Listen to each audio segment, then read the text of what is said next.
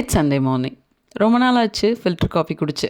சுக்கு டீ, சுக்கு பால், அப்புறமா சுக்குமல்லி காஃபி இப்படியே தான் போயிட்டுருக்கு. ஸோ அதனால் பொறுமையாக குடிக்கலாம் இன்றைக்கி காஃபி அப்படின்னு சொல்லிட்டு காலையிலே ஃபில்டர் போட்டு எடுத்து வச்சுட்டேன். ஸோ கையோட பாலையும் காய வச்சு காஃபியும் போட்டாச்சு. பொறுமையாக இன்றைக்கி குடிக்கலாம், ஏன்னா சண்டே மார்னிங்னால அப்படியே ஸ்மூத்தாக போகட்டும் அப்படின்னு சொல்லிட்டு.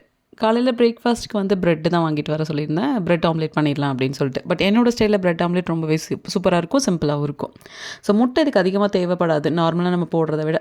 ஸோ 3 எக்கு உடச்சி ஊற்றிட்டு அதில் பெப்பர், சால்ட், வேணும்னா சில்லி ஃப்ளேக்ஸும் ஆட் பண்ணிக்கலாம். எல்லாத்தையும் சேர்த்து ஒட்டுக்க மிக்ஸ் பண்ணி விட்டுட்டு நல்லா பீட் பண்ணி எடுத்துட்டோம் அப்படின்னா அந்த மிக்சர் கிடச்சிடும். ஸோ அதில் வந்துட்டு ப்ரெட்டை ஒன்று டிப் பண்ணி போட்டு எடுக்கணும். ரொம்பவே சூப்பராக இருக்கும்.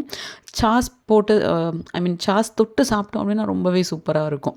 ஸோ பிரேக்ஃபாஸ்ட்டுக்கு இன்றைக்கி இது தான் பண்ணியிருந்தேன். நம்ப மாட்டிங்க, 2 டைம் பண்ணியிருந்தேன். ஏன்னா இது சாப்பிட்டோன்னா ரொம்ப பிடிச்சிரும் நமக்கே அப்படின்றதாட்டி ஃபஸ்ட்டு ஒரு பேட்ச் பண்ணி முடிச்சுட்டு அடுத்தடுத்து ஒரு பேட்ச் வேறு பண்ணியிருந்தேன். ஆல்மோஸ்ட் அந்த ஒரு 4 எக்லேயே ஒரு ஃபுல் ப்ரெட் பாக்கெட்டுமே நான் வந்து ப்ரெட் ஆம்லேட் போட்டுடலாம்.